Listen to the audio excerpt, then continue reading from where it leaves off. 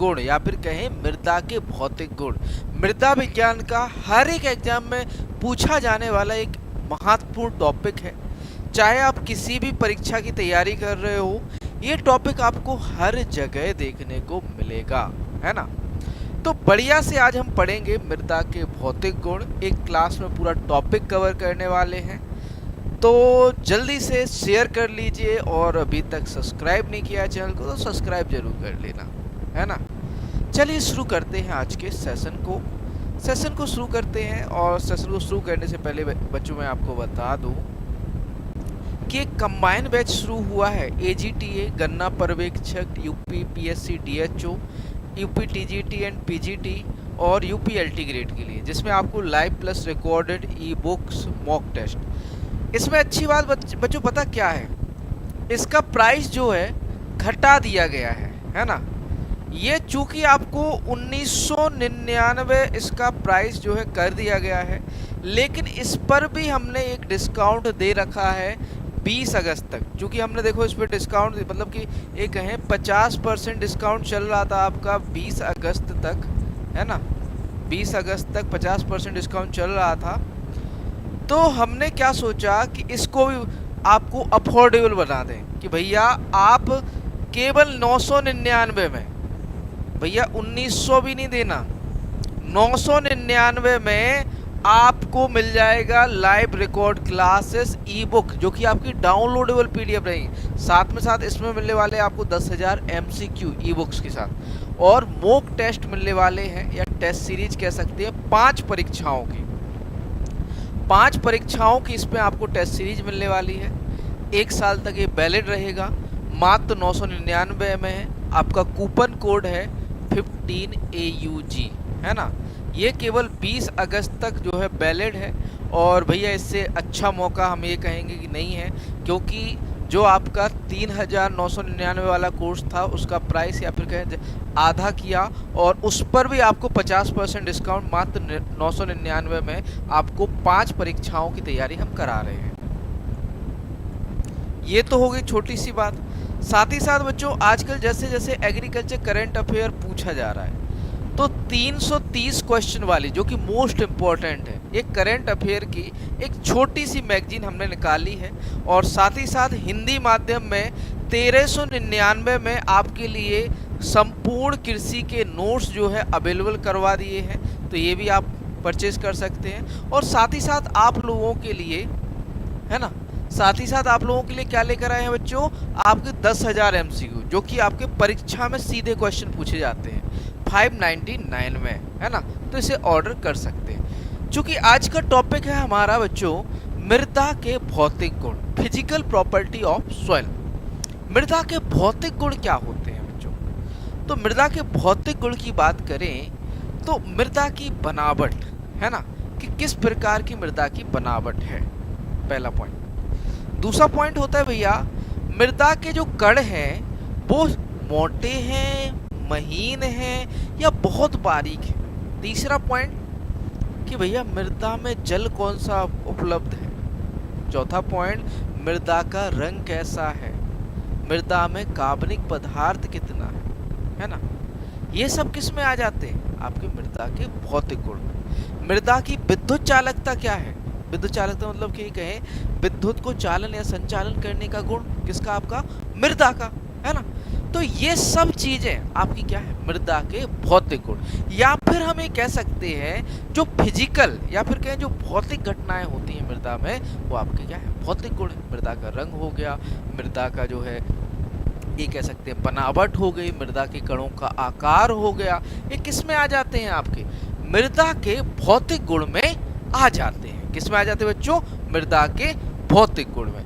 चूंकि बात करें मृदा के भौतिक गुण की, तो भैया भौतिक को हम यांत्रिक व्यवहारिक भी कह सकते हैं, है ना, मैकेनिकल गुण भी कह सकते हैं, है ना। क्योंकि इसमें हम क्या करते हैं, नॉर्मली आपका जो है ये कह सकते हैं कि यांत्रिक जो है, ये कह सकते हैं यांत्रिक रंग रूप, है ना। तो मृदा के भौतिक गुण पौधे के विकास के प्रति इसके उपयोग और व्यवहार को बहुत प्रभावित करते हैं। पौधे का आधार जैसे प्लांट का सपोर्ट है। अब जैसे मान के चलो रेतीली मृदा है ना, तो जड़ के लिए पानी मिलेगा, नहीं मिलेगा, उसके लिए आपको जो है सपोर्ट भी अच्छा नहीं मिल पाएगा पौधे के लिए, है ना। तो आपका जो है जड़ प्लांट सपोर्ट, जड़ प्रवेश, अब जैसे ज़्यादा हार्ड सॉइल है या फिर कहें ज़्यादा कठोर सतह है तो आपकी जो जड़ें हैं वो अंदर नहीं जा पाएंगे। जल निकासी, जल भराव होगा तो आपके पौधे सूख जाएंगे, है ना। बातन, एरिएशन हो गया, नमी का प्रतिधारण हो गया, रिटेंशन ऑफ मॉइस्चर, और पौधों के पोषक तत्व मृदा की भौतिक स्थिति से क्या होते हैं, जुड़े होते हैं। भौतिक गुण मिट्टी के रासायनिक और जैविक व्यवहार को भी क्या करते हैं, प्रभावित करते हैं। अब जैसे एक एग्जाम्पल दें कि भैया रेतीली मृदा है ना। कैसी मृदा है, रेतीली मृदा है, तो उसके जो रासायनिक गुण होंगे तो उसमें आपका कार्बनिक पदार्थ कम होगा। सी की बात करें तो वो अधिक होगी, कैटायन एक्सचेंज कैपेसिटी, है ना। कुछ आपकी चीजें या फिर कहें रासायनिक बॉन्डिंग कम होगी, है ना। तो वो व्यवहारिक गुण को प्रभावित करता है, कौन से, आपके जैविक और आपके जो है रासायनिक। फिर बात करें बच्चों मृदा के महत्वपूर्ण भौतिक गुण कि भैया कौन कौन से भौतिक गुण हैं मृदा के। तो सबसे पहले आ जाता है मृदा कणाकार, सॉइल टेक्सचर। सीधा सीधा कह रहा है, देखो मृदा कणाकार, मृदा के कणों का आकार, है ना। मृदा के कणों का आकार कि भैया मृदा के कण कैसे हैं, मोटे हैं, पतले हैं या बहुत महीन हैं, है ना। तीन तरह से पढ़ा होगा आपने, क्ले, सैंड और सिल्ट, है ना। तो क्ले बहुत महीन मृदा होती है, सैंड मोटी बालू होती है, और आपको जो महीन या फिर कहें पतली जो बालू होती है वो आपकी सिल्ट होती है, गाद होती है ना। तो मृदा के जो कण हैं या पार्टिकल हैं उनका आकार के आधार पर मृदा कणाकार कहलाता है, ठीक है। अब देखो बच्चों नेक्स्ट पॉइंट है मिट्टी की संरचना, सॉइल स्ट्रक्चर क्या होता है भैया। सॉइल स्ट्रक्चर की बात करें, मृदा की संरचना की बात करें तो भाई आपने कहा कि ये कण जुड़ के आपकी एक संरचना बना रहे हैं। मान के चलो कि हमारे पास एक ये किताब है, किताब कहेंगे तो एमसीक्यू वाली किताब है, अधूरी है, बन रही है, बनना है अभी इसे, है ना। इसमें पेजेस हैं, है ना। एक एक पेज मान लो ये आपका पार्टिकल है, और पूरा अगर कि हम इसको जोड़ दें तो एक किताब बन रही है, हमारी बुक बन रही है ना। एक संरचना दे रही है ना। तो मान के चलो एक सिंगल पार्टिकल है, मान के चलो ये पेन है, तो पेन में आपके प्लास्टिक के कण से बनकर या फिर कहें उनके जो प्लास्टिक के कण हैं उनसे जुड़कर बना है। तो मृदा की संरचना भी मृदा के कणों के जुड़ने से जो बनती है वह मृदा संरचना कहलाती है ना। तो भैया मृदा कणाकार या फिर कहें मृदा के कणों से या फिर कहें सामंजस्य से क्या बनता है, मिट्टी की संरचना बनती है, सॉइल स्ट्रक्चर बनता है। क्या बनता है बच्चों, मृदा की संरचना बनती है, सॉइल स्ट्रक्चर बनता है। इतना क्लियर है, इतना क्लियर है बना। आपको परेशान नहीं होना, सीधा सीधा थोड़ा थोड़ा समझते जाना है कि भैया संरचना क्या होगी है ना, कणाकार क्या होगा, सारा कुछ हम बताने वाले, टेंशन नहीं लेनी है ना, सब कुछ हम बताने वाले हैं, ठीक, सारा कुछ हम बताने वाले। फिर भैया मृदा का घनत्व, सॉइल डेंसिटी क्या होती है। तो भैया सॉइल डेंसिटी की बात करें या मृदा के घनत्व की बात करें तो मृदा के इकाई आयतन का भार, मान के चलो ये आपका मृदा का एक मतलब ये कहें कि सॉइल है, इसके एक वॉल्यूम है या फिर कहें जो इकाई आयतन है, इसका जो भार होगा वह क्या होगा, सॉइल डेंसिटी, मृदा घनत्व होगा। मतलब ये क्या है, आपकी सॉइल है, इसका जो भार होगा वो क्या होगा, मृदा घनत्व, सॉइल डेंसिटी होगा या सॉइल डेंसिटी, है ना। अब भैया सॉइल डेंसिटी कितने प्रकार की होती है, दो प्रकार की होती है सॉइल डेंसिटी। एक तो कण घनत्व जिसे हम पार्टिकल डेंसिटी भी कहते हैं, और दूसरी होता है स्थूल घनत्व जिसे हम बल्क डेंसिटी के नाम से भी जानते हैं। तो पहले बात करें भैया कण घनत्व की, तो कण घनत्व का मतलब ये होता है बच्चों कि ये मान के चलो कि ये हमने एक वॉल्यूम लिया और सीधा इसका हमने वजन कर लिया, ना तो इसे हमने सुखाया है ना कुछ किया, है ना। तो इकाई आयतन का बिना सूखी हुई मृदा के ऐसे ही हमने नमूना लिया और उसको हमने ऐसे ही तौल लिया या फिर कहीं वजन कर लिया। तो इकाई आयतन के जो भार होता है वो कण घनत्व होता है, ठीक है। अब भैया ओवन ड्राई सॉइल की बात करें या बल्क डेंसिटी की बात करें या फिर कहें आपका स्थूल घनत्व की बात करें, तो इस मृदा को पूरा का पूरा इसमें से मॉइस्चर हटा के, पहले जब हमने कण घनत्व लिया तो उसमें मॉइस्चर था, लेकिन जब हमने बल्क डेंसिटी मापनी थी तो हमने इससे क्या कर दिया, इसको ओवन ड्राई कर दिया। मतलब ये कि इससे हमने नमी को बाहर कर दिया। फिर जो आपका पोर स्पेस और जो मृदा का इकाई आयतन का भार होगा वो क्या होगा, आपका बल्क डेंसिटी। समझ आया कि नहीं आया, बताओ बच्चों, यस नो लिख दो कमेंट में, यस नो समझ आया कि नहीं। यदि हम सीधा इसका वजन कर रहे हैं तो कण घनत्व, और यदि इसे हम पोर स्पेस या फिर कहें इससे नमी को बाहर करके या नमी को खाली करके केवल आपका मृदा का और उसमें उपस्थित रंध्रावकाश या पोर स्पेस, रंध्रावकाश क्या होता है, पोर स्पेस का यदि हम वेट करते हैं तो उसे हम क्या कहते हैं बच्चों, बल्क डेंसिटी कहते हैं या फिर कहें आपका स्थूल घनत्व कहते हैं। जो स्थूल घनत्व होता है वो आपका कण घनत्व से कम होता है। स्थूल घनत्व कण घनत्व से क्या होता है प्यारे बच्चों, कम होता है। क्लियर है, क्लियर है। मिट्टी का जो डेंसिटी है या सॉइल डेंसिटी, मृदा का जो घनत्व है, मिट्टी का घनत्व है, क्लियर है कि नहीं। अब आगे देखो बच्चों, अगला पॉइंट, मिट्टी की सरंध्रता, मृदा की सरंध्रता। चूंकि बच्चों आपके लिए इसके लिए एक मुझे बोतल चाहिए होगी, चलो बोतल तो नहीं है, ये है मेरे पास, है ना। देखो बच्चों, हमने पढ़ा है कि हमारी जो सॉइल होती है उसमें देखो मिनरल मैटर कितना होता है, खनिज पदार्थ कितना होता है भैया, 45%। पढ़ा है कि नहीं पढ़ा है। मिनरल मैटर कितना होता है, 45% होता है भाई। हमने पढ़ा है ऑर्गेनिक मैटर कितना होता है, ऑर्गेनिक मैटर कितना होता है भैया, 5% होता है, ठीक है भैया। वाटर कितना होता है, तो भैया 25% होता है। एयर कितना होता है भैया, तो 25% एयर होता है।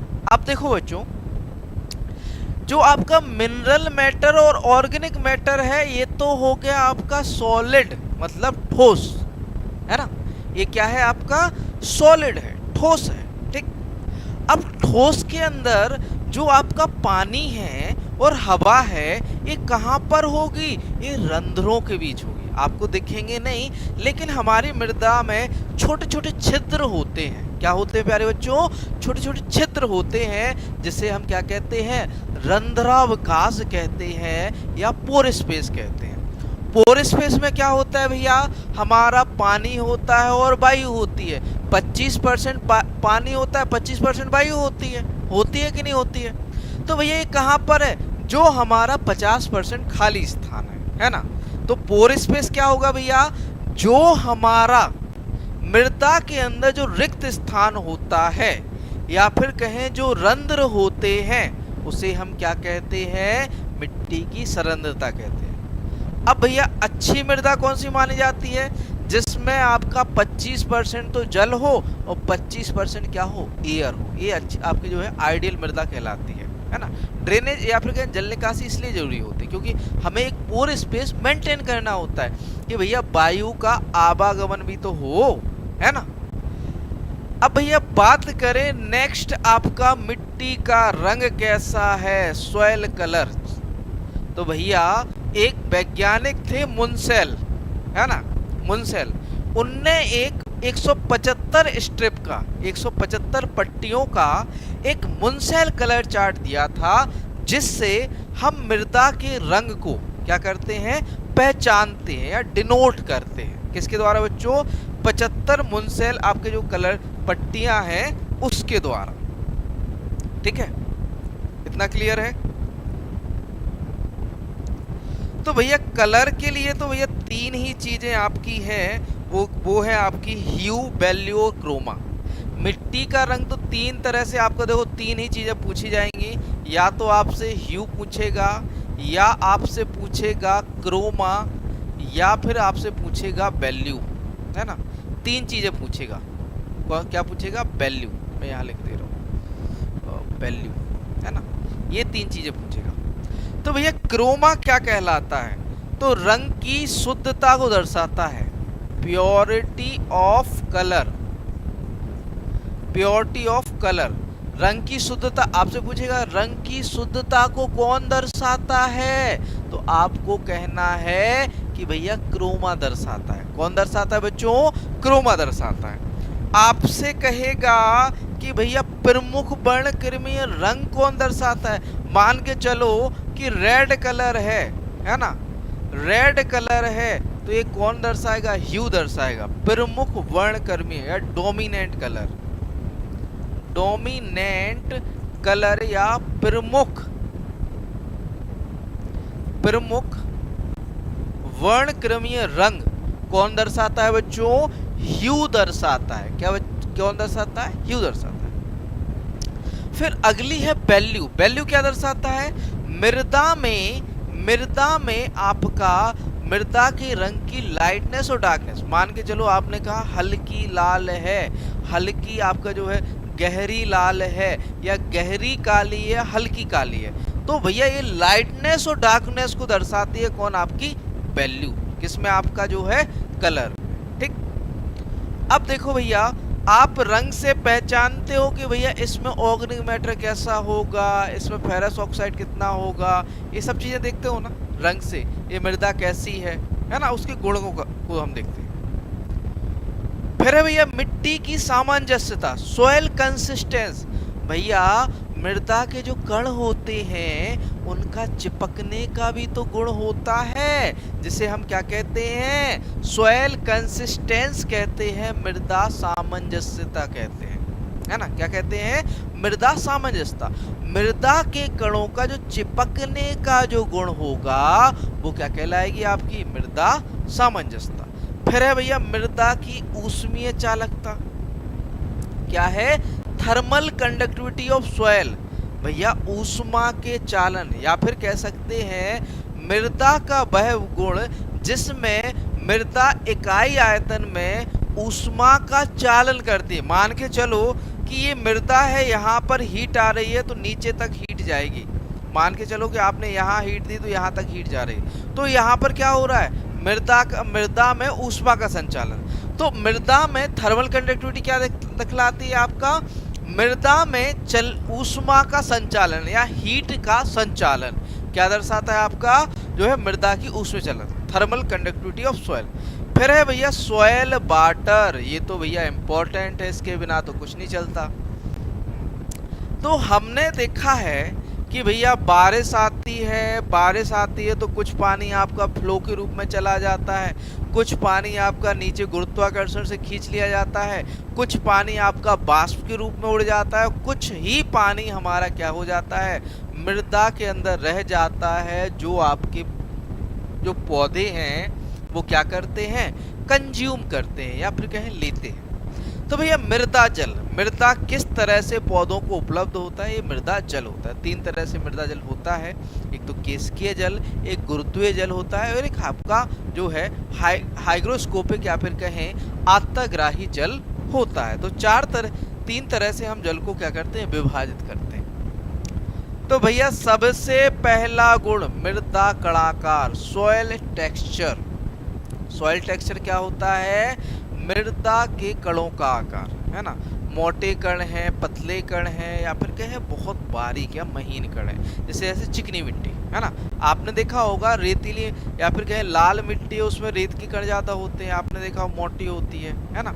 आप अगर ये काली मिट्टी में गए हो तो बहुत महीन होती, चिकनी होती है, चिपचिपी सी।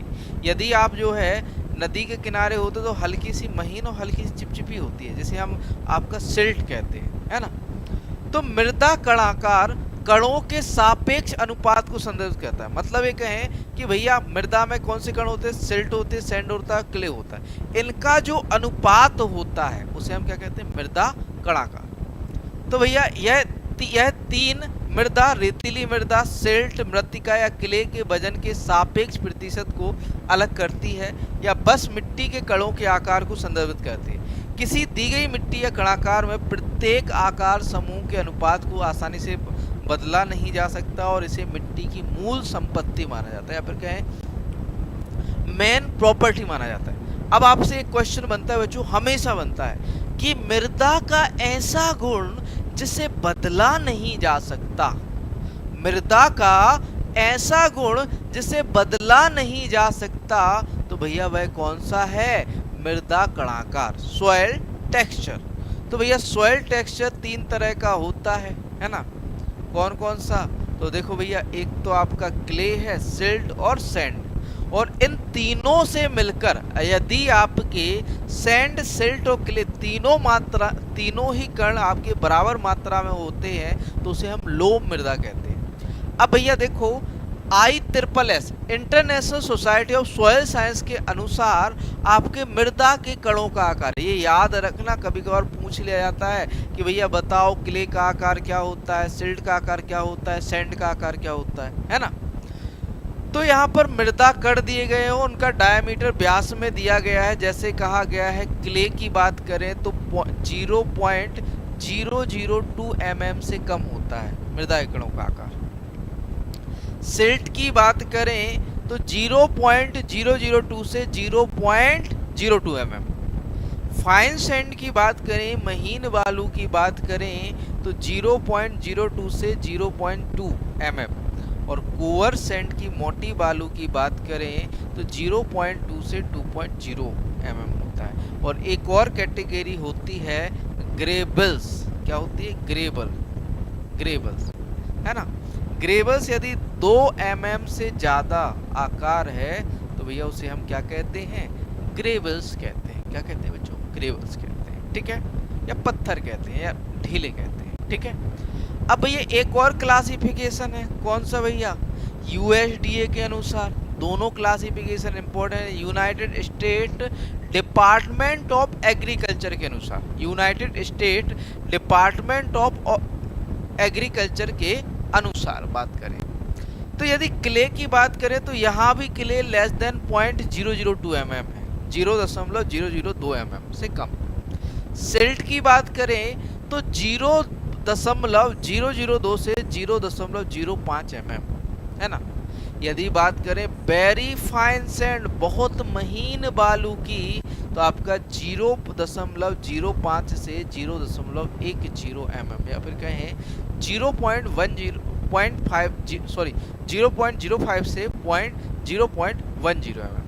फाइन सैंड की बात करें, महीन बालू की, तो 0.10 से या 0.10 से 0.25 mm, और आपका जो है मीडियम सैंड, मध्यम बालू की बात करें तो 0.25 से 0.50 mm, और कोअर सैंड की बात करें मोटी बालू की तो 0.50 से 1.00 mm, और बहुत वेरी कोअर सैंड की बात करें बहुत मोटी बालू की तो 1 से 2 mm क्या होता है बच्चों? आकार होता है। ये भी आपसे देखो पूछा जाएगा तो इसे याद रखना है आपको। इतना क्लियर है? अब एक और इम्पोर्टेंट पॉइंट कि भैया सैंड क्या होती है, तो देख लो भाई, ये आपकी सैंड है, ठीक है? क्या है बच्चों? सैंड है, ठीक? जस्ट मिनट, गर्मी है थोड़ी सी, पानी पी लिया जाए, है ना? ये क्या है बच्चों? आपकी सैंड है, ठीक? फिर बात करें बच्चों सिल्ट की, तो इस तरह से आपको थोड़ा सा महीन क्या होती है? सिल्ट होती है। और ये क्या है? आपकी क्ले है, बहुत ही महीन है, चिकनी मृदा होती है।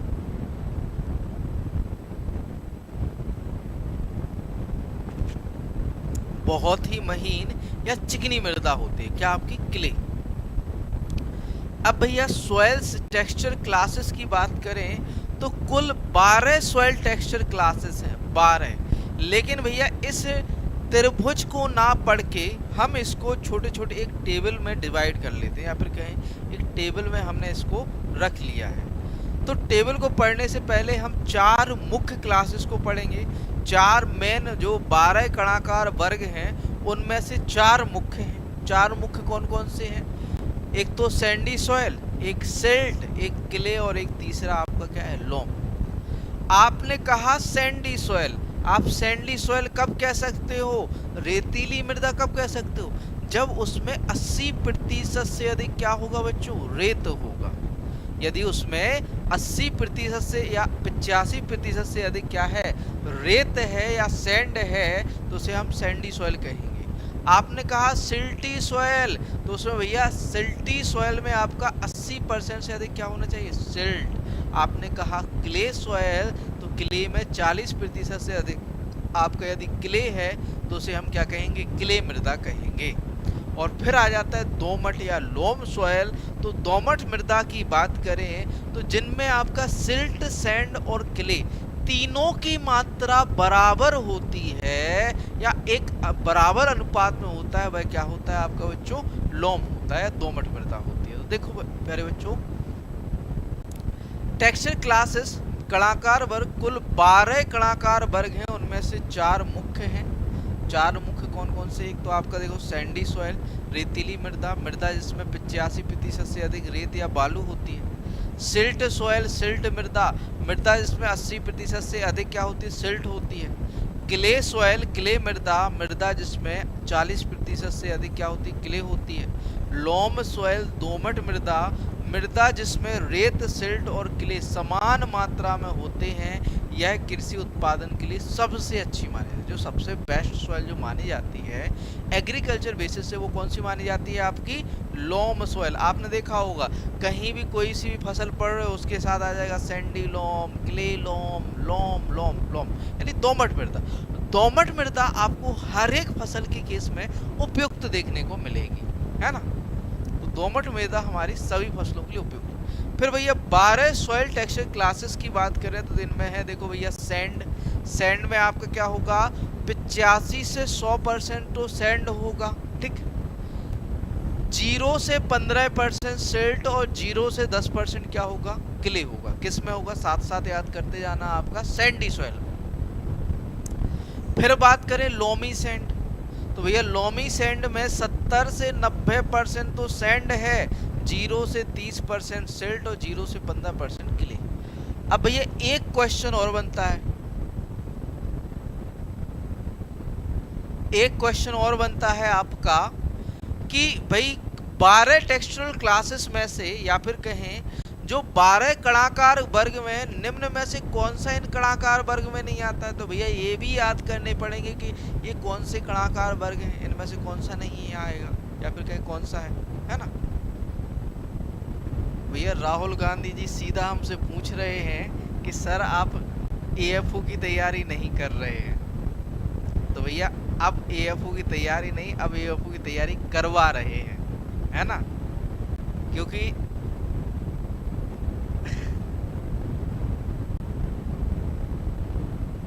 नहीं, हम एएफओ की तैयारी नहीं कर रहे हैं। अब पूरी तरह से हम आप लोगों के लिए समर्पित हैं, आप लोगों के भविष्य के लिए, है ना। तो मैं अब इस साल से एग्ज़ाम देना बंद कर रहा हूँ और जो पैटर्न है उसको समझते हुए आप लोगों के लिए जितना हमसे बेस्ट हो पाएगा उतना हम बेस्ट करेंगे, ठीक है।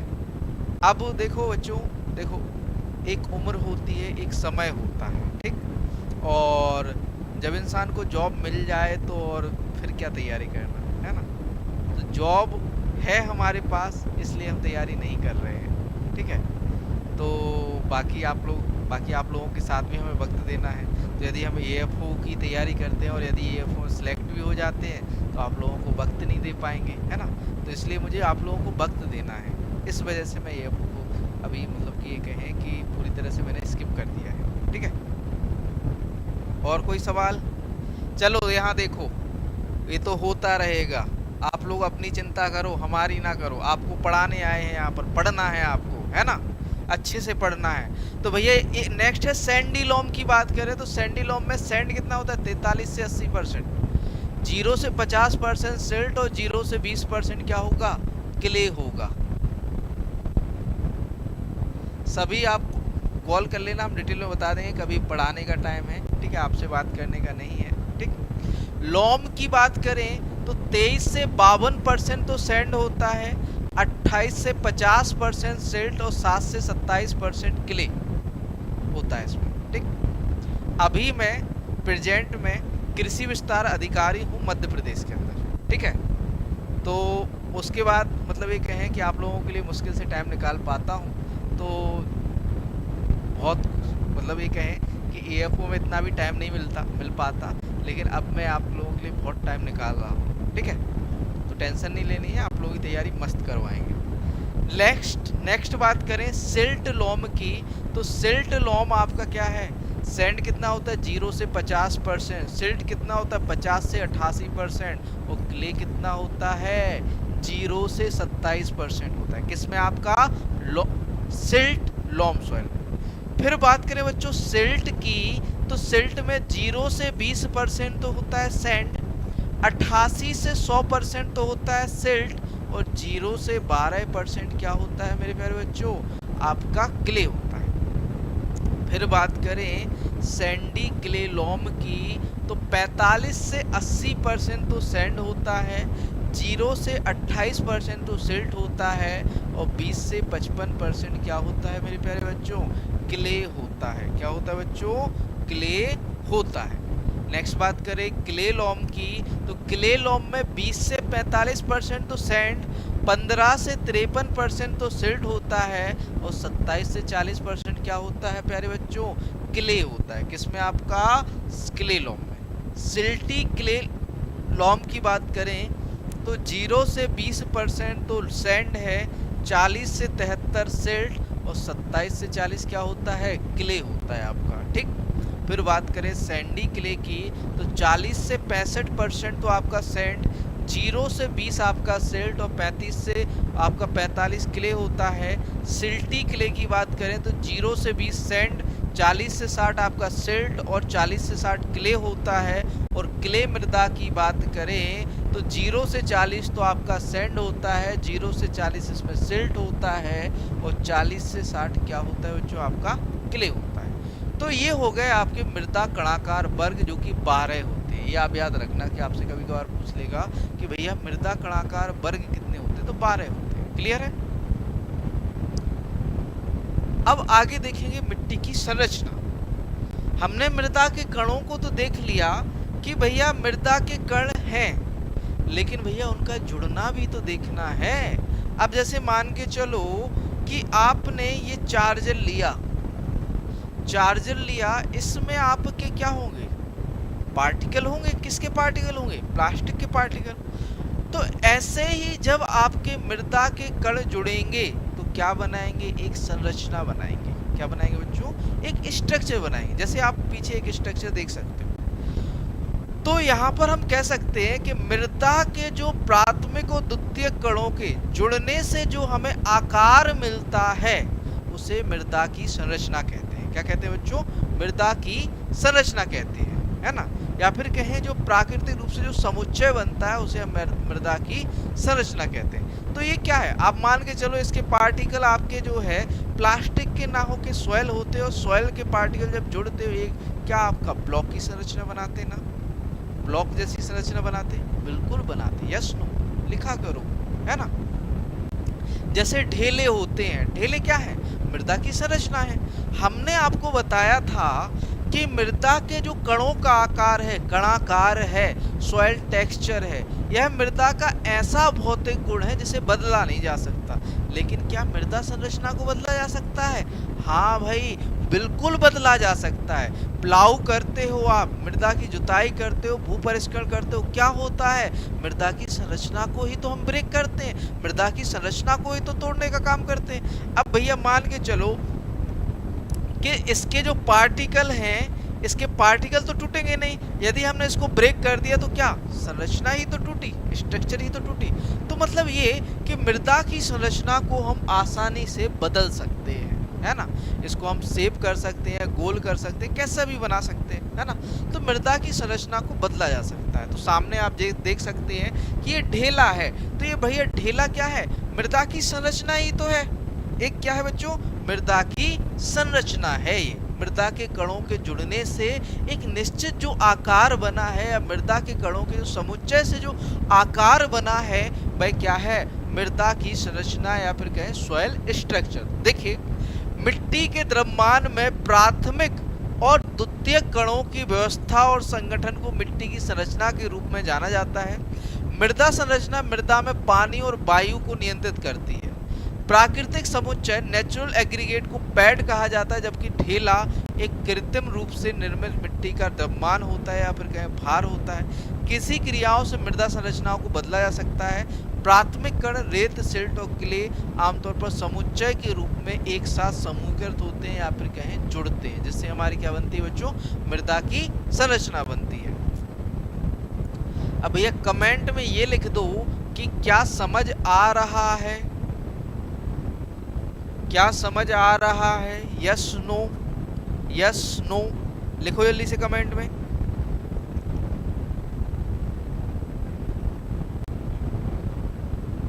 क्या समझ आ रहा है प्यारे बच्चों? अब भैया आगे है मृदा की संरचना को प्रभावित करने वाले कारक। भैया मृदा की संरचना को कैसे प्रभावित करेंगे? तो पहला है जलवायु। अब भैया आपकी जलवायु कैसी है? आपके स्थान की जलवायु कैसी है? ये भी आपकी संरचना को प्रभावित करती है। मान के चलो कि आप राजस्थान चले जाओ, यहाँ की जलवायु कैसी? एरिड है, शुष्क है। शुष्क है तो आपको रेतीले कण ज्यादा देखने को मिलेंगे, है ना। यहाँ की आपकी जो यहाँ पे कहें मृदा की संरचना कैसी होगी? आपकी दानेदार होगी, या फिर कहें आपकी जो है कैसी होगी? रेतीली होगी, है ना। फिर बात करें मृदा कोलॉइड। मृदा कोलॉइड क्या होते हैं? मृदा के अंदर उपस्थित आपके जो मृदा के चिपचिपापन होता है, या फिर कहें मृदा के अंदर जो यह गुण होता है कि भैया उसका जो ये कह सकते हैं कि संरचना को बनाए रखने का गुण, या फिर कहें मृदा के घुलने का गुण, या फिर कहें जुड़ने का जो गुण होता है, वो मृदा कोलॉइड होता है ना। फिर जानवर यदि चलते हैं तो मृदा की संरचना क्या होती है? ब्रेक होती है। कार्बनिक पदार्थ मिलाने से मृदा की संरचना कैसी होती है? भुरभुरी होती है। ह्यूमस, ये भी आपकी मृदा की संरचना को प्रभावित करता है, तोड़ने का काम करता है। भू परिष्करण, जीवाणु और मृदा नमी, ये सारी चीजें आपके जो है मृदा की संरचना को क्या करते हैं बच्चों? प्रभावित करते हैं, तोड़ने का काम करते हैं। फिर है भैया मृदा की संरचना के प्रकार। कौन कौन से प्रकार की संरचना होती है? भैया जैसा आप आकार दे दोगे मिट्टी को, वैसी संरचना हम उसको कह देंगे, या फिर जैसी हमारी प्राकृतिक रूप से बन जाएगी तो उसे हम वैसा नाम दे देंगे। आपने कहा ग्रेनुलर है, तो भैया कैसी है मिट्टी? भुरभुरी है। मतलब ऐसा कि भैया ना तो वो ज्यादा चिपचिपी है और ना ही ज्यादा आपकी रेतीली है, भुरभुरी सी मृदा, ग्रेनुलर है ना। आपने कहा क्रम्बी है, तो क्रम्ब क्या होता है? क्रम्बी संरचना वह होती है जब आपने देखा होगा कि जब पानी गिरता है और पानी के बाद जब आपके जो है मृदा सूखती है तो ऊपर पपड़ी सी बन जाती है। उस पपड़ी को हम क्या कहते हैं? क्रम्ब कहते हैं। जिसको आसानी से ब्रेक कर दो तो आपकी भुरभुरी मृदा बन जाती है। ये दोनों ही संरचनाएं कृषि के लिए अच्छी मानी जाती हैं। कौन सी बच्चों? आपकी ग्रेनुलर और आपकी क्रम्बी संरचना।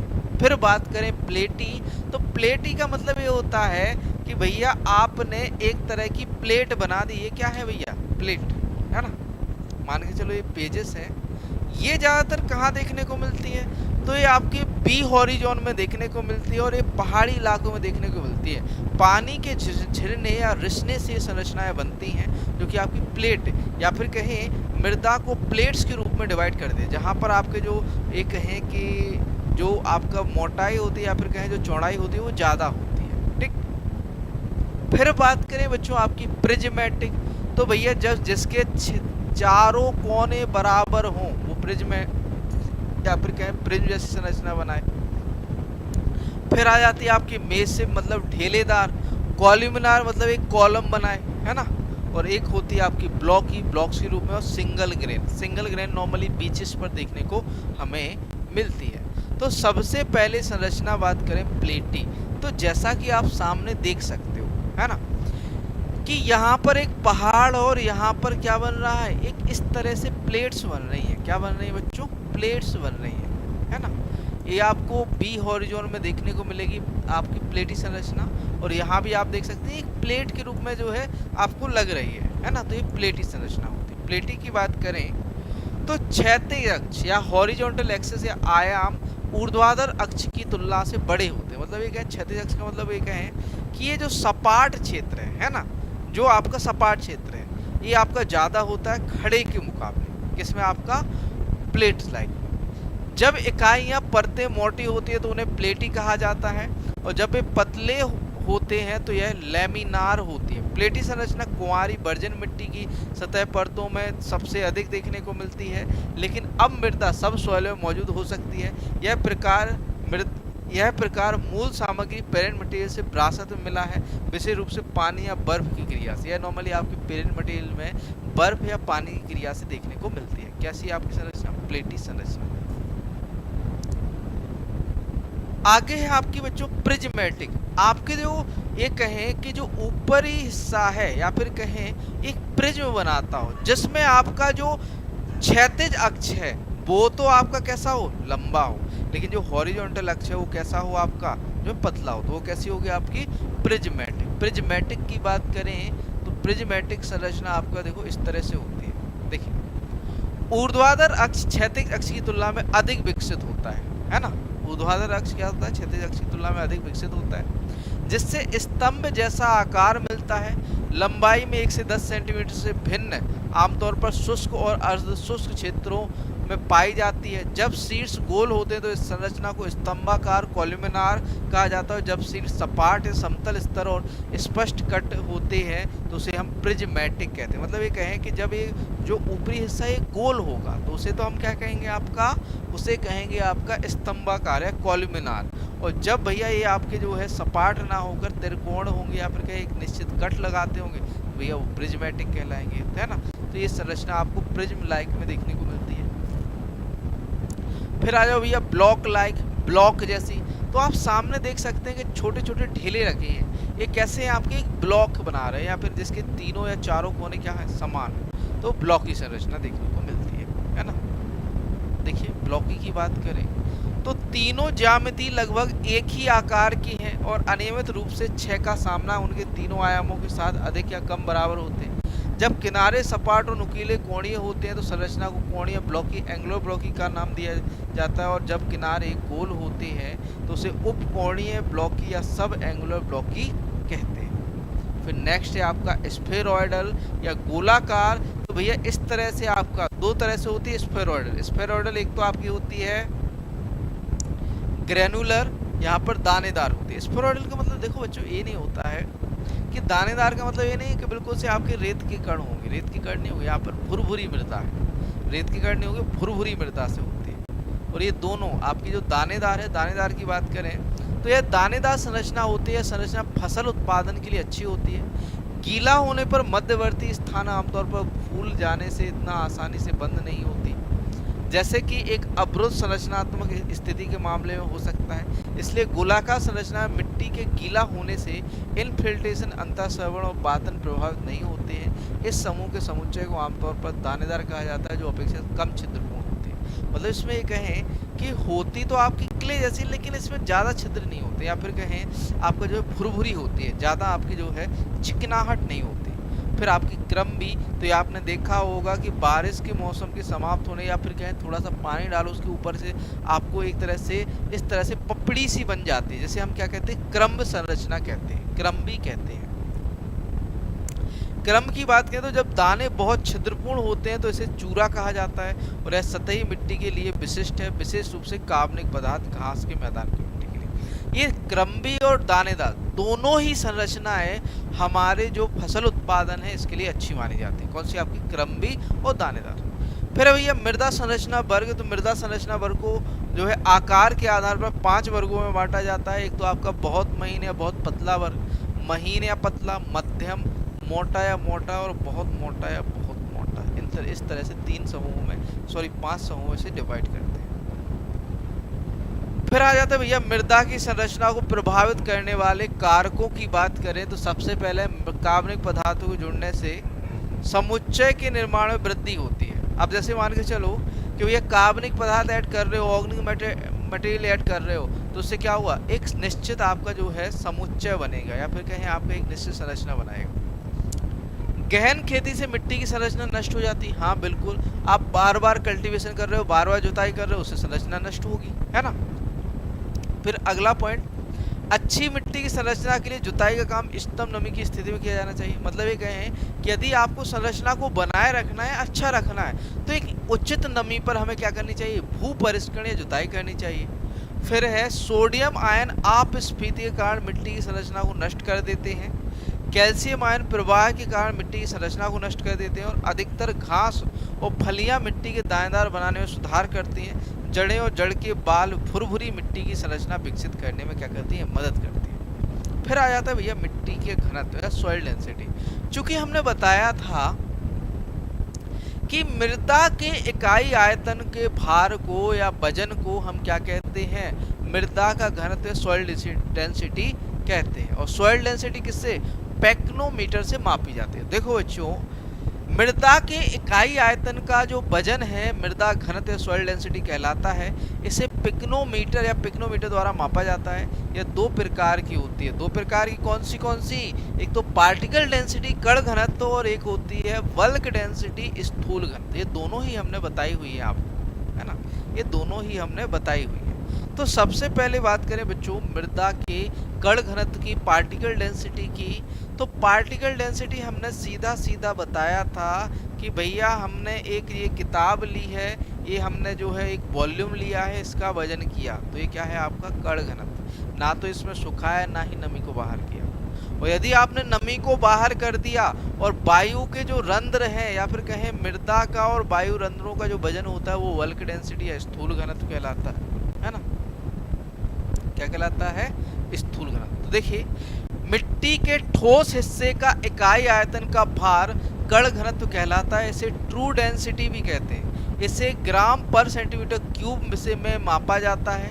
आमतौर पर सामान्य मिट्टी का जो कण घनत्व होता है 2.65 ग्राम प्रति घन सेंटीमीटर होता है। किसका, आपका सामान्य मृदा का।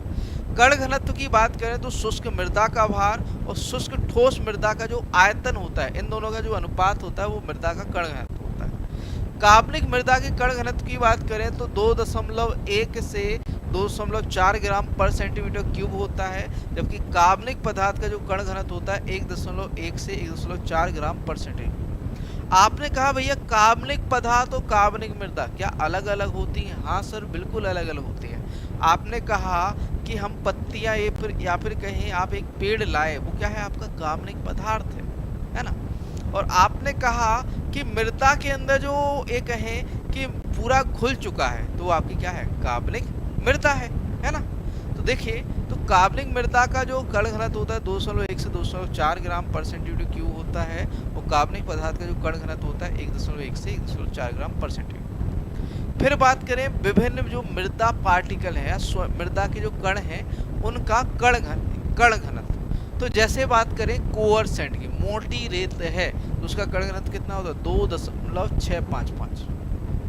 कितना होता है, 2.655। आपने कहा फाइन सैंड, पतली रेत, 2.659। सिल्ट का कण घनत्व कितना होता है, 2.798। और क्ले या मृतिका का कितना होता है, 2.837। क्या होता है आपका कण घनत्व होता है ना। ये पार्टिकल डेंसिटी किसकी बच्चों, आपकी मृदा का कण घनत्व। फिर बात करें मृदा का स्थूल घनत्व, बल्क डेंसिटी, तो भैया मृदा के ठोस आयतन और भैया जो रंध्रावकाश मौजूद है उसका वजन, या फिर कहें मृदा से नमी को बाहर निकालने के बाद जो मृदा का वजन होगा या मृदा के जो इकाई आयतन का वजन होगा वो क्या होगा, आपका स्थूल घनत्व या बल्क डेंसिटी होगी। क्या होगा बच्चों, बल्क डेंसिटी होगी। तो देखिए मृदा ठोस एवं रंध्रावकाश सहित सूखी मृदा के इकाई आयतन का द्रव्यमान या भार स्थूल घनत्व या बल्क डेंसिटी कहलाता है। सामान्य मृदा का स्थूल घनत्व बल्क डेंसिटी कितनी होती है, 1.33 ग्राम पर सेंटीमीटर क्यूब होता है।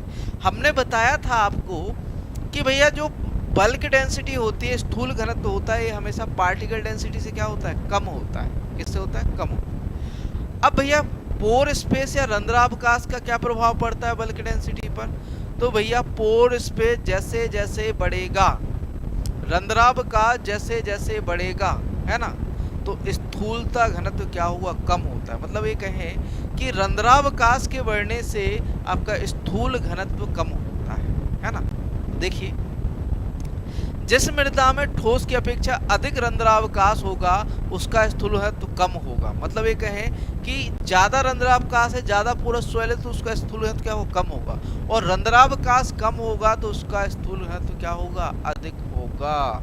और रेतीली मृदा की तुलना में महीन कणों वाली मृदा का स्थूल घनत्व क्या होता है, अधिक होता है। भैया देखो, आपने कहा सुना होगा कि देखो रेतीली मृदा होती है उसका में आपको पोर स्पेस कम देखने को मिलता है, रंध्रावकाश कम होता है, ये याद रखना। रेतीली मृदा में भले ही कण कण आपके दूर दूर रहते हैं, लेकिन भैया उसमें रंध्रावकाश कम ही रहता है। सबसे ज़्यादा जो रंध्रावकाश होता है वो क्ले में होता है ना, ये याद रखना, चिकनी मृदा में। तो भैया जैसे जैसे क्ले की मात्रा बढ़ेगी वैसे वैसे क्या होगा भैया, पोर स्पेस बढ़ेगा और स्थूल घनत्व क्या होगा, कम होगा। तो रेतीली मृदा की तुलना में महीन कणों वाली मृदा का स्थूल घनत्व अधिक होता है, अर्थात मृदा जितनी महीन होगी उसका स्थूल घनत्व उतना ही अधिक, मतलब जितनी महीन मृदा उतना ही अधिक क्या, स्थूल घनत्व। रेतीली मिट्टी का स्थूल घनत्व लगभग 1.6 ग्राम पर सेंटीमीटर क्यूब है, जबकि कार्बनिक पदार्थ का जो स्थूल घनत्व होता है 0.5 होता है। ठीक, आमतौर पर कम स्थूल घनत्व वाली मृदा में अनुकूल भौतिक परिस्थितियां होती हैं। मृदा की गहराई बढ़ने पर स्थूल घनत्व क्या होता है, बढ़ता है। जैसे जैसे मृदा की गहराई बढ़ेगी वैसे वैसे स्थूल घनत्व क्या होगा, बढ़ेगा। स्थूल घनत्व का पोर स्पेस से उल्टा होता है। मतलब ये कहें पोर स्पेस बढ़ेगा तो स्थूल घनत्व बढ़ेगा, सॉरी घटेगा, है ना। पोर स्पेस बढ़ेगा तो स्थूल घनत्व क्या होगा, घटेगा या बढ़ेगा, बताओ, घटेगा ना, है ना। और यदि पोर स्पेस कम होगा तो स्थूल घनत्व क्या होगा, बढ़ेगा। पोर स्पेस कम होगा तो स्थूल घनत्व बढ़ेगा, और इस पोर स्पेस अधिक होगा तो स्थूल घनत्व कम होगा। और गहराई बढ़ने से पोर स्पेस कम होता है और स्थूल घनत्व क्या होता है, बढ़ता है। तो भैया विभिन्न कणाकार वर्गों का स्थूल घनत्व की बात करें तो क्लास दी गई है, टेक्सचुअल क्लास। जैसे सैंडी सॉइल है तो इसका बल्क डेंसिटी कितनी होती है, 1.6। पोर स्पेस देखो 40%। लॉम सॉइल की जो बल्क डेंसिटी होती है 1.4, यहाँ देखो पोर स्पेस कितना है, 47%। देखो यहाँ पोर बढ़ा, बल्क डेंसिटी क्या हो गई, कम हो गई। बल्क डेंसिटी कम हुई, वहां पोर स्पेस बढ़ा, है ना। यहाँ से रिलेट कर सकते हो। सिल्ट लॉम की बात करें तो 1.3 इसका क्या है, बल्क डेंसिटी, लेकिन पोर स्पेस कितना है, 50%। और एक क्ले की बात करें तो बल्क डेंसिटी कम है लेकिन 1.1 है, और पोर स्पेस कितना है, 58%। तो भैया सीधी सी बात कि रंध्रावकाश बढ़ेगा तो स्थूल घनत्व घटेगा, और रंध्रावकाश घटेगा तो स्थूल घनत्व बढ़ेगा। ये क्लियर करके रहना, है ना। फिर भैया मिट्टी की संरचना, पोरोसिटी, हमने पहले ही बताया था कि भैया मृदा में कुछ क्या होते हैं, खाली स्थान होते हैं, रिक्त स्थान, है ना। रिक्त स्थान को क्या कहते हैं हम, पोर स्पेस कहते हैं, रंध्रावकाश कहते हैं, है ना। तो मिट्टी की संरचना मिट्टी के आयतन के उस हिस्से को संदर्भित करती है जो मिट्टी के कणों या कार्बनिक पदार्थों द्वारा क्या होते, अधिकृत नहीं होते। मतलब जो सॉलिड पार्ट नहीं है, क्या नहीं है बच्चों, सॉलिड पार्ट नहीं है, वो आपका क्या है, मृदा संरचना। आप मान के 100 ग्राम मृदा ले रहे हो, हमने अभी हाल बताया कि 50, उसमें 45% तो क्या होगा आपका मिनरल मैटर हो गया, खनिज पदार्थ होंगे, 5% क्या होगा, कार्बनिक पदार्थ होगा, 25% सॉइल एयर और 25% सॉइल वाटर। और दोनों ही कहाँ पर होते हैं, रंध्रावकाश में होते हैं। मतलब 50% जो खाली स्थान है मृदा में या रिक्त स्थान है उसे हम क्या कहते हैं, रंध्रावकाश कहते हैं। और रंध्रावकाश में ही मृदा जल और मृदा वायु होती है। तो देखिए बच्चों, एक मिट्टी का छिद्र स्थान हवा और पानी के द्वारा अधिकृत वाला स्थान है। मिट्टी में रंध्र स्थान की मात्रा या अनुपात मिट्टी के कणों जैसे रेत, सिल्ट और क्ले की व्यवस्था से निर्धारित होती है। रेतीली मिट्टी में कण सघन रूप से व्यवस्थित होते हैं और रंध्र स्थान कम होता है, पदार्थों की उपस्थिति से छिद्र स्थान बढ़ जाता है। मतलब ये कहें कि जो सैंड होती है या रेतीली मृदा होती है उसमें पोर स्पेस कम होता है, जबकि आपकी जो क्ले सॉइल होती है, चिकनी मृदा होती है, उसमें पोर स्पेस क्या होता है, रंध्रावकाश अधिक होता है। अब भैया आगे बात करें पोर स्पेस की, तो यदि सैंडी सरफेस सॉइल रेतीली सतह की मृदा है तो 35 से 50% पोर स्पेस या आपका मृदा रंध्रावकाश होते हैं। Medium to fine texture soil है, महीन कणाकार वाली मृदा है तो 50 से 60% क्या होता है, पोर स्पेस होता है ना। कॉम्पैक्ट सब सॉइल है, सघन उपमृदा है तो 25 से 30% क्या होते हैं, पोर स्पेस या रंध्रावकाश होते हैं। रंध्रों का आकार, साइज ऑफ पोर्स की बात करें तो दो तरह के पोर स्पेस पाए जाते हैं, एक तो मैक्रो पोर्स और एक होते हैं माइक्रो पोर्स। भैया जो पानी रिटेन होता है या फिर कहें मृदा द्वारा जो जल धारण किया जाता है ना, जो जल धारण किया जाता है वो माइक्रो पोर्स द्वारा किया जाता है, जो कि क्ले मृदा में पाए जाते हैं।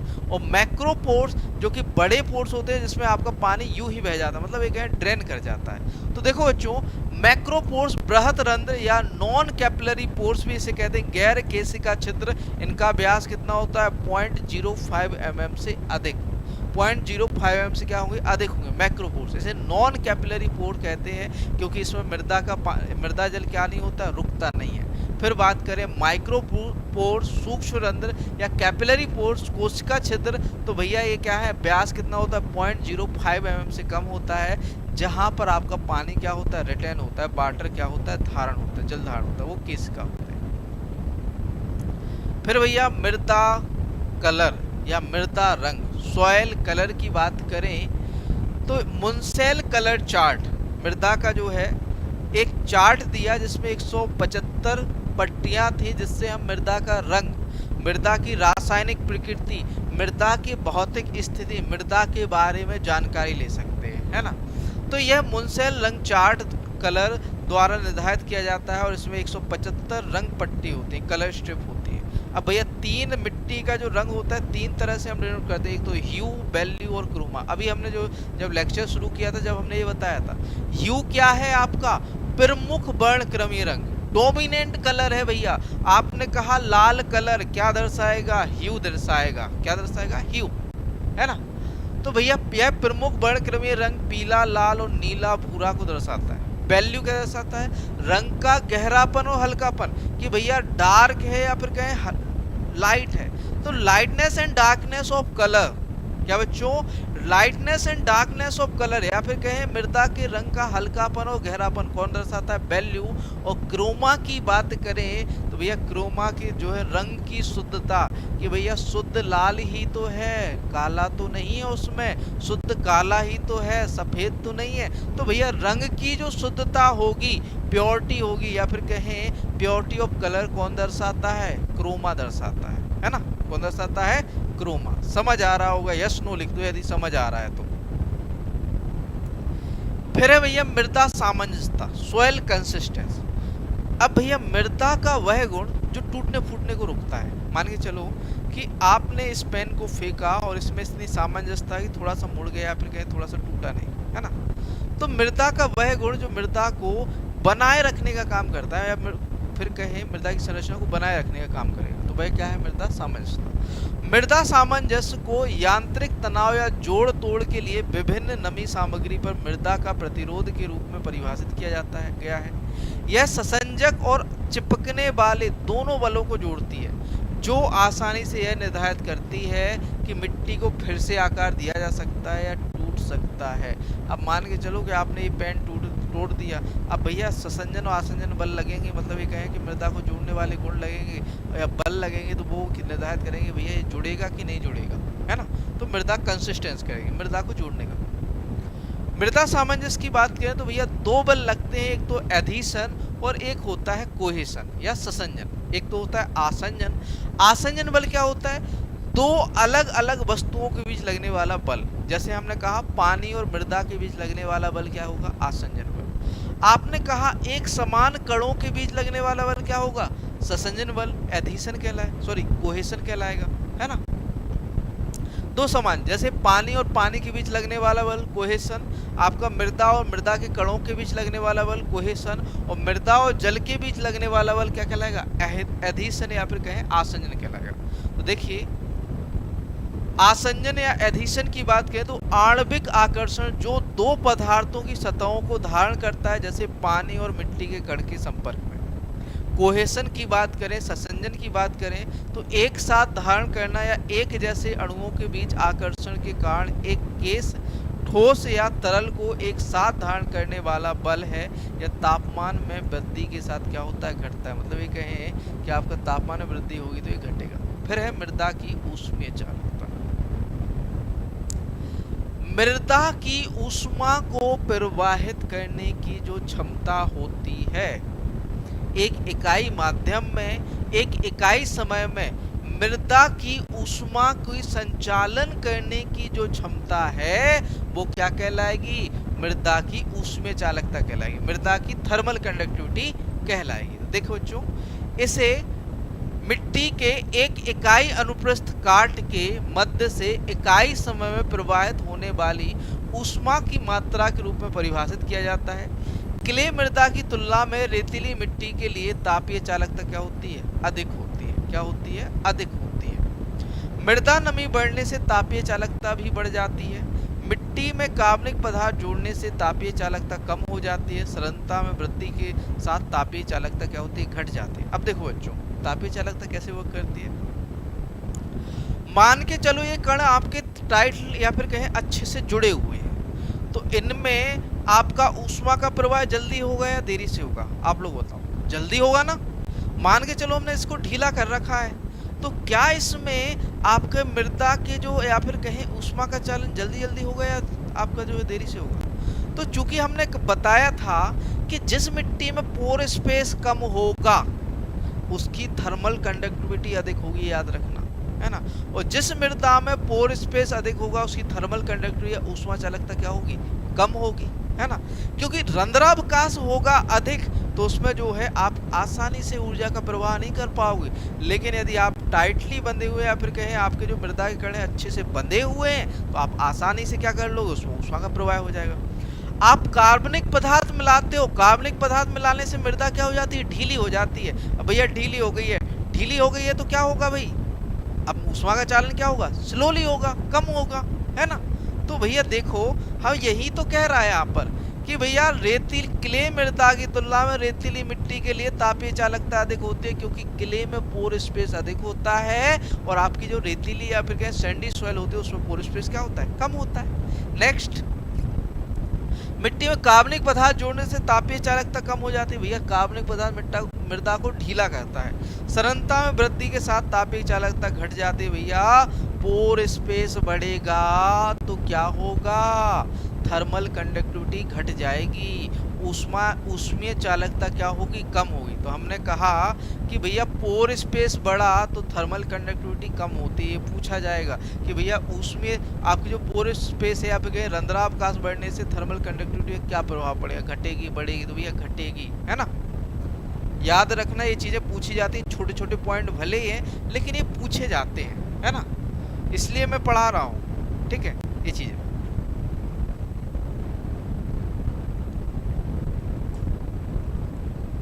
फिर देखो नेक्स्ट, फिर भैया सॉइल वाटर। मृदा में जो चिपचिपापन होता है, मृदा में जो चिपचिपापन होता है या मृदा में जो आपका पौधों को उगने के लिए जरूरी होता है भैया वो होता है सॉइल वाटर, मृदा जल, है ना। मृदा जल नहीं होगा तो पौधे उगेंगे नहीं, है ना। मृदा में चिपचिपाहट नहीं होगी, मृदा के कण नहीं जुड़ेंगे, है ना। तो बहुत आपका इम्पोर्टेंट रोल प्ले करता है क्या, आपका सॉइल वाटर, है ना। क्या करता है, सॉइल वाटर।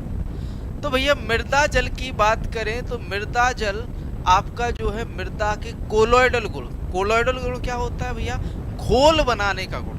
कोलोइडल क्या होता है, कोलोइड क्या होता है आपका मृदा में का घोल बनाने का जो गुण होता है मृदा का, वो कोलोइडल गुण होता है। और साथ ही साथ देखो बच्चों, मिट्टी अपने कोलोइडल गुणों और एकत्रीकरण गुणों के कारण पानी बनाए रखती है। पानी कोलोइड और अन्य कणों की सतह पर और छिद्रों में जमा रहता है। जल निकासी बंद होने के बाद मिट्टी में पानी को बनाए रखने के लिए जिम्मेदार बल सतह तनाव और सतह आकर्षण के कारण होते हैं और इन्हें सतह नमी तनाव कहा जाता है। यह नमी प्रतिधारण संबंधों में ऊर्जा अवधारणा को संदर्भित करता है। जिस बल से पानी को रोका जाता है उसे चूसण या सक्शन कहा जाता है। भैया जौन सा बल आपके पानी को रोकने का काम करेगा मृदा में वह क्या कहलाएगा, आपका सक्शन फोर्स कहलाएगा, सक्शन बल, चूसण कहलाएगा।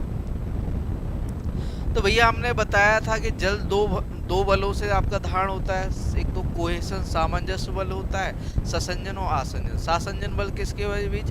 दो समान कणों के बीच लगने वाला बल सासंजन होता है, और दो असमान कणों के बीच लगने वाला बल क्या होता है? आसंजन होता है। तो कोहेशन की बात करें, सामंजस्य बल की या सासंजन बल की, तो जल के अणुओं का एक दूसरे के प्रति आकर्षण सामंजस्य कहलाता है। एधेशन फोर्स की बात करें, आसंजन बल की, तो मिट्टी की ठोस सतह के प्रति जल के अणुओं का आकर्षण आसंजन कहलाता है। फिर है मृदा जल का भौतिक वर्गीकरण। तो भैया 3 तरह का जल होता है। लिख दो कमेंट में कौन कौन सा जल होता है, बताओ जल्दी से कमेंट में कौन कौन सा जल होता है भैया। तो भैया एक होता है ग्रेविटेशनल वाटर, होता है ना। एक होता है भैया कैपिलरी वाटर, होता है कि नहीं होता है, बताओ जल्दी से। और एक होता है भैया हाइग्रोस्कोपिक वाटर। तो भैया भौतिक रूप से 3 तरह से जल को विभाजित करते हैं। जल को हम 3 तरह से डिवाइड करते हैं, है ना। पहला तो हो गया ग्रेविटेशनल गुरुत्वीय जल, दूसरा हो गया कैपिलरी वाटर केशिकीय जल, और तीसरा हो गया भैया हाइग्रोस्कोपिक वाटर आंतरग्राही जल। 3 तरह से पानी को डिवाइड करते हैं। अब भैया इन पे अलग अलग फोर्स काम करता है। तो भैया ग्रेविटेशनल, ये तो बिल्कुल ढीला होता है। ढीला मतलब इसको ऐसे ही छोड़ दो, ऐसे ही बहता जाएगा, है ना। क्यों? क्योंकि इस पर फोर्स जो है 1/3 एटमॉस्फेयर से भी कम लगा होता है, इसलिए इसे हम फ्री वाटर भी कहते हैं। मतलब जब बारिश होती है, जो रन ऑफ कर जाता है या फिर कहें जो बह जाता है पानी, वो किससे बहता है? गुरुत्वाकर्षण जल के कारण बहता है। किससे बहता है बच्चों? गुरुत्वाकर्षण जल के कारण बहता है ना।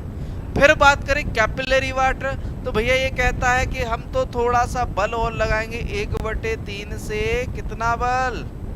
1/3 से 31 एटमॉस्फेयर 30 ATM तक जो बल लगा होता है, तो भैया ये कौन सा है? Capillary water. ये किसके द्वारा रोका जाता है? ये रोका जाता है आपका किसके द्वारा? मिट्टी के कणों के द्वारा। और यह पौधों के लिए जो उपलब्ध है ना। आपका जो कैपिलरी वाटर होता है, ये पौधों के लिए क्या होता है? अवेलेबल वाटर होता है। क्या होता है? उपलब्ध जल होता है। और यह पौधों के लिए उपलब्ध है, क्योंकि ये क्या होता है? मृदा द्वारा धारण किया जाता है। फिर आ जाओ भैया हाइग्रोस्कोपिक वाटर, तो जिस पर 31 एटमॉस्फेयर से अधिक बल लगेगा। 31 ATM से अधिक बल लगा होता है किस पर? आपका हाइग्रोस्कोपिक आंतरग्राही। ये नॉर्मली आपका वाष्प के रूप में या भाप के रूप में या आर्द्रता के रूप में उपलब्ध होता है। कौन सा जल? आपका आंतरग्राही जल या हाइग्रोस्कोपिक वाटर, है ना। तो 3 तरह के हमारे जल होते हैं, जिनमें से आपका कैपिलरी वाटर हमारे पौधों के लिए उपलब्ध होता है, और नॉन कैपिलरी वाटर या फिर कहें आपका जो ये कहें कि जो ग्रेविटेशनल है और हाइग्रोस्कोपिक होता है, ये हमारे पौधों के लिए क्या होता है? अनुपलब्ध होता है। तो बात करें बच्चों सबसे पहले आर्द्रता ग्राही जल की, हाइग्रोस्कोपिक वाटर की। तो हाइग्रोस्कोपिक वाटर में यह नॉर्मली देखिए, यह जल आंतरग्राही गुणांक हाइग्रोस्कोपिक कोफिशिएंट से लगा होता है, और मृदा जल तनाव सॉइल वाटर टेंशन 31 से 10,000 वायुमंडलीय दाब पर तक होता है। अब भैया 31 क्या है? यहाँ पर 31 जो एटमॉस्फेयर होता है वो हाइग्रोस्कोपिक कोफिशिएंट होता है, जिस पर आपका मृदा वाष्प में या आर्द्रता में बदलती है। ठीक, ऐसा जल मृदा कोलॉइड के द्वारा प्राय धारण किया जाता है। यह जल ज्यादातर द्रव रूप में नहीं होता है, इसलिए यह जैविक रूप से अक्रियाशील होता है। भैया द्रव रूप में नहीं होता तो किस रूप में होता है? ये भाप या वाष्प के रूप में उपलब्ध होता है। कौन सा जल? आपका आंतरग्राही। यह ज्यादातर वाष्प के रूप में गतिशील होता है। इसके फिल्म की मोटाई जल अणुओं के 15 से 20 सतहों से अधिक नहीं होती है, और यह अधिकतम मोटाई 4 से 5 mm या मिली माइक्रोन होती है। यह मृदा के गठन तथा कार्बनिक पदार्थ की मात्रा से क्या होता है? संबंधित होता है।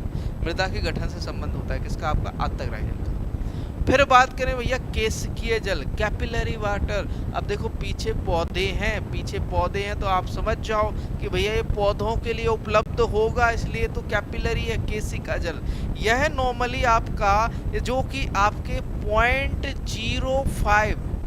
0.05 mm से कम रंध्र होते हैं, माइक्रो रंध्र या माइक्रोपोर्स होते हैं, उसमें क्या होता है, उपलब्ध होता है। उसके द्वारा जो माइक्रोपोर्स है उनके द्वारा क्या किया जाता है, ये धारण किया जाता है। कौन सा जल आपका, केशिका जल या कैपिलरी वाटर।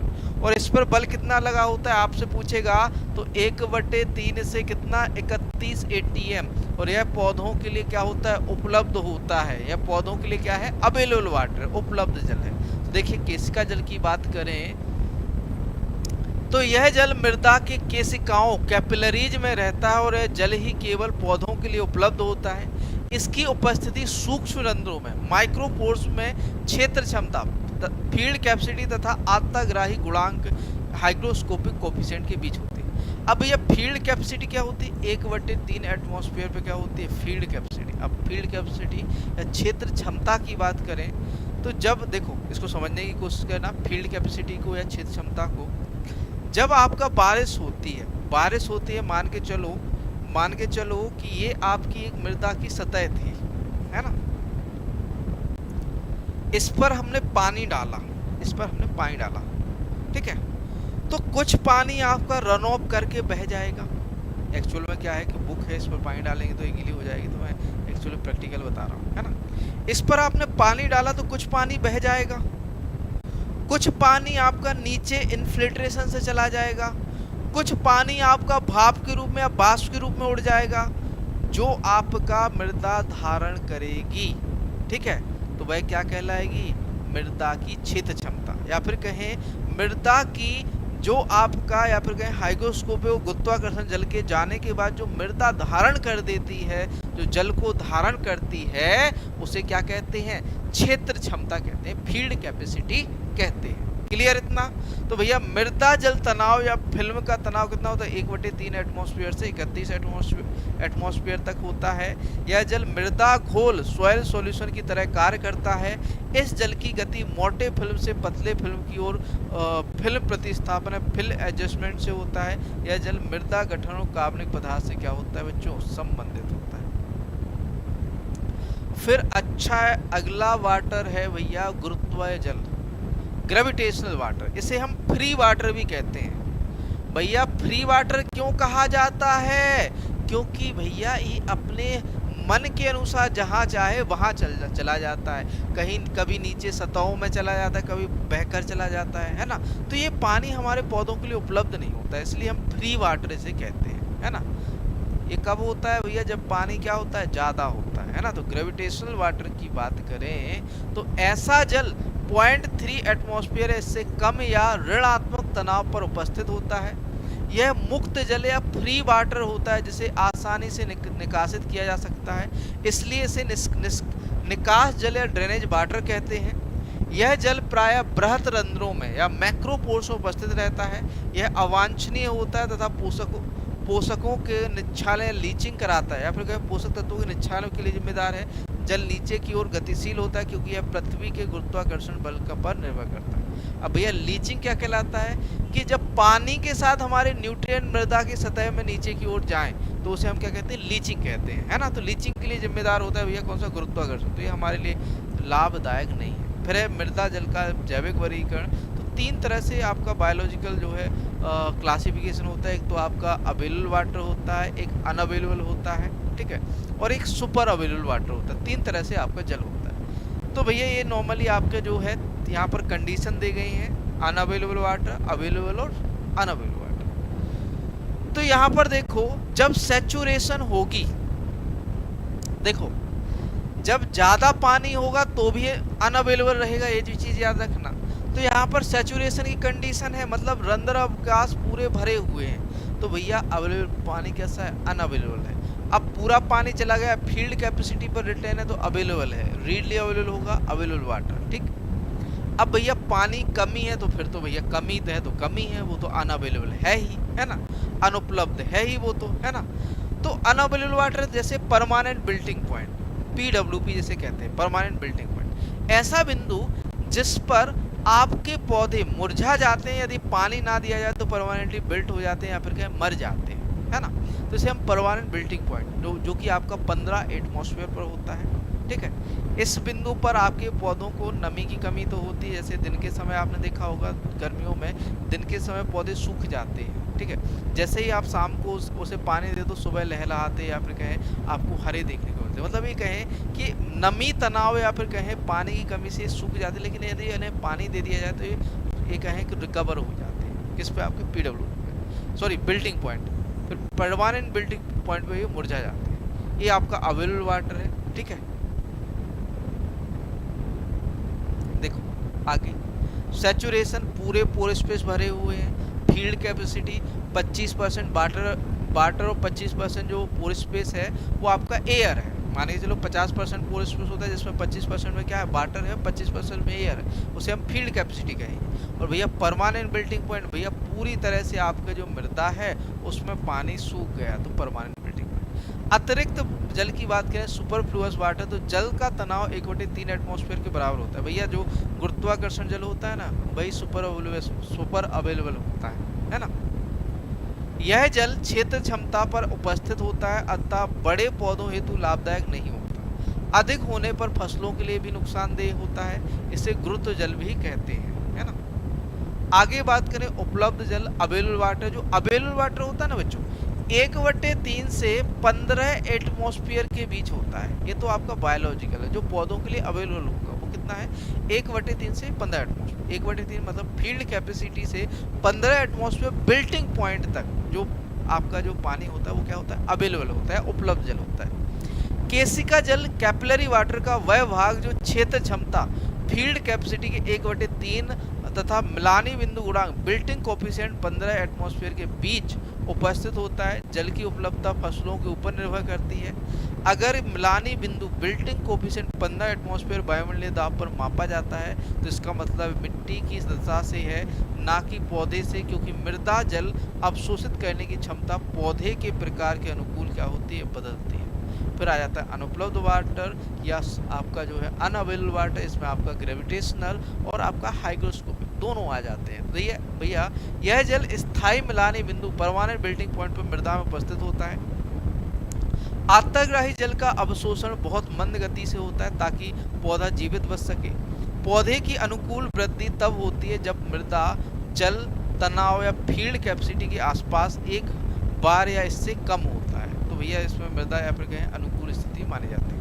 क्षेत्र क्षमता की बात करें तो जब बड़े रंध्र या मैक्रो जो पोर्स हैं उससे जल आपका बाहर निकल जाए, केवल माइक्रो पोर्स में ही जल बचे, तो ऐसी स्थिति को हम क्या कहते हैं? Field capacity. मतलब ये कहें कि आपका हाइग्रोस्कोपिक रूप में भाप के रूप में जाने के बाद गुरुत्वाकर्षण से फ्लो होने के बाद जो आपका पानी बच जाएगा उसे हम क्या कहेंगे बच्चों? आपका क्षेत्र क्षमता या फील्ड कैपेसिटी कहेंगे। तो जब बड़े रंध्र या मैक्रोपोर्स का जल हवा के द्वारा प्रतिस्थापित हो जाता है, लेकिन माइक्रोपोर्स अर्थात कैपिलरी पोर्स में फिर भी जल भरा रहता है, मृदा की ऐसी स्थिति फील्ड कैपेसिटी कहलाती है। इस स्थिति में मैट्रिक तनाव जो होता है 0.1 से 0.3 एटमॉस्फेयर होता है। केशिका जल कैपिलरी मॉइस्चर का पीएफ रेंज जो होता है 4.2 से 6 होता है। उपलब्ध जल का अवेलेबल वाटर का पीएफ रेंज 2.54 से 4.2 होता है, जबकि जब मृदा जल का पीएफ 2.54 होता है तब पौधों की वृद्धि क्या होती है? अनुकूलतम होती है। फिर बात करें स्थायी मिलानी बिंदु। एक तो होता है बिल्टिंग पॉइंट और एक होता है परमानेंट बिल्टिंग पॉइंट। बिल्टिंग पॉइंट पर पौधे मुरझा जाते हैं, अगर ये थोड़ा सा पानी दे दिया जाए तो वो दोबारा से रिकवर हो जाएंगे। यदि वो परमानेंट बिल्टिंग पॉइंट पर पहुंच गए तो आप कितना भी पानी दे देना वो दोबारा से रिकवर नहीं होने वाले, है ना। तो बिल्टिंग पॉइंट पर पौधे आपके हरे हो जाएंगे, या फिर कहें दोपहर में सूखे तो शाम को आप पानी दे दोगे, सुबह अच्छे हो जाएंगे। लेकिन यदि परमानेंट बिल्टिंग पॉइंट पर पहुंच गए हैं तो पौधों का रिकवर होना या फिर कहें दोबारा से उनका हरा होना मुश्किल है ना। तो देखिए परमानेंट बिल्टिंग पॉइंट की बात करें तो इसकी अवधारणा ब्रिक्स एंड सेंटे के द्वारा दी गई। यद्यपि इस बिंदु पर पौधा मरता नहीं है, लेकिन पौधा स्थायी रूप से मुरझा जाता है और जल नहीं मिलने पर मर जाता है। पीडब्ल्यूपी अधिकांश पौधों के लिए 15 एटमॉस्फेयर तनाव होता है। इस बिंदु पर जल मिट्टी के माइक्रोपोर्स के सूक्ष्मतम रंध्रों में पाया जाता है। 15 एटमॉस्फेयर तनाव पर पीएफ लगभग 4.2 होता है। फिर है आपका आत्ताग्राही गुणांक या हाइग्रोस्कोपिक कोफिशिएंट। तो हाइग्रोस्कोपिक कोफिशिएंट क्या होता है? माइक्रोपोर्स से संपूर्ण जल के निकलने के उपरांत, या फिर कहें भैया यहाँ पर मैक्रो से भी निकल गया, माइक्रो से भी निकल गया, जो आपके मिट्टी के कण है उसमें जो वाष्प के रूप में जो मृदा जल चिपका होगा उसे हम क्या कहेंगे? आपका आत्ताग्राही गुणांक या फिर कहें हाइग्रोस्कोपिक कोफिशिएंट कहते हैं। तो माइक्रोपोर्स से संपूर्ण जल के निकलने के उपरांत शेष जल मृदा कणों के सतह के चारों ओर वाष्प के रूप में रहता है, जिसका तनाव लगभग 31 एटमॉस्फेयर होता है और पीएफ लगभग 6 होता है। इस बिंदु पर उपस्थित नमी को हाइग्रोस्कोपिक कोफिशिएंट कहा जाता है। क्या कहा जाता है? हाइग्रोस्कोपिक कोफिशिएंट कहा जाता है। फिर आ जाता है आर्द्रता तुल्यांक या मॉइस्चर इक्विवेलेंट। तो 30 मिनट के लिए गुरुत्व के 1000 गुना सेंट्रीफ्यूगल फोर्स पर रखने के बाद एक सेंटीमीटर मोटाई वाले मृदा के पूर्व संतृप्त नमूने के द्वारा जल धारण का भार प्रतिशत मॉइस्चर इक्विवेलेंट कहलाता है। मान के चलो कि आपने एक मृदा का टुकड़ा लिया है, उस पर आपने 1000 सेंट्रीफ्यूगल फोर्स लगाया, उसके बाद जो आपका मृदा क्या करेगी? जल को धारण करेगी, उसे हम क्या कहेंगे? मॉइस्चर इक्विवेलेंट कहेंगे, है ना। इसे ब्रिग्स और मैकलेने ने 1907 के द्वारा परिभाषित किया गया। बाद में 1912 में ब्रिग्स एवं सेंटेज ने इसका उपयोग अप्रत्यक्ष रूप से बिल्टिंग पॉइंट को नापने के लिए किया था। मॉइस्चर इक्विवेलेंट या डब्ल्यूपी होता है मॉइस्चर इक्विवेलेंट अपॉन 1.84। हालांकि 1.84 गुणांक को सभी तरह की मृदाओं के लिए प्रयोग नहीं किया जा सकता। फील्ड कैपेसिटी व जल धारण को मॉइस्चर इक्विवेलेंट समझा जाता है और मॉइस्चर इक्विवेलेंट पर पीएफ लगभग 2.54 होता है। फिर इसके बाद सैचुरेशन, फील्ड कैपेसिटी हमने आपको बता ही दिया कि सैचुरेशन मतलब सारे पोर्स 50% पोर स्पेस किससे भरे हुए हैं? पानी से भरे हुए हैं। फील्ड कैपेसिटी 25% आपका जो है वाटर है, 25% एयर है। बिल्टिंग पॉइंट 10% तो पोर स्पेस आपके नॉर्मली वाटर से भरे हैं और 40% पोर स्पेस क्या है? एयर है। फिर देखिए सॉइल मॉइस्चर आपके कांस्टेंट की बात करें तो water vapour held at saturation point. तो भैया हाइग्रोस्कोपिक जो वाटर होता है 31 से 10,000 एटमॉस्फेयर, इसके बीच जो पीएफ होता है 4.50 से 7 के बीच होता है। हाइग्रोस्कोपिक कोफिशिएंट 31 एटमॉस्फेयर टेंशन होता है, 4.50 इसका पीएफ होता है। बिल्टिंग पॉइंट 15 एटमॉस्फेयर इस पर टेंशन लगा होता है, 4.20 आपका जो पीएफ होता है। कैपिलरी जो होता है 1/3 से 231 या फिर 1/3 से 31 एटमॉस्फेयर होता है। इसके ऊपर जो पीएफ होता है 2.54 से 4.50 होता है। मॉइस्चर इक्विवेलेंट 1/3 से 1 होता है, 2.70 से 3। और आपका फील्ड कैपेसिटी 1/3 2.54। स्टिकी पॉइंट 1.3 मोर और लेस भी हो सकता है, 2.5 इसका पीएफ वैल्यू होते हैं। ग्रेविटेशनल 0 और लेस देन 1/3 इसका होता है आपका पीएफ लेस देन 2.54। तो यहाँ पर आपका कंप्लीट हो जाता है सॉइल वाटर। आशा करते हैं आपको चीज़ें समझ आई होंगी, ये आपके मृदा के भौतिक गुण थे, ठीक है।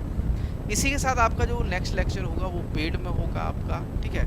मृदा एक है चट्टानों वाला, तो आपका पेड़ वाला लेक्चर है उसमें आइएगा, तो आपको सारी चीज़ें हम पढ़ाएंगे। थैंक यू दोस्तों, मिलते हैं नेक्स्ट सेशन में।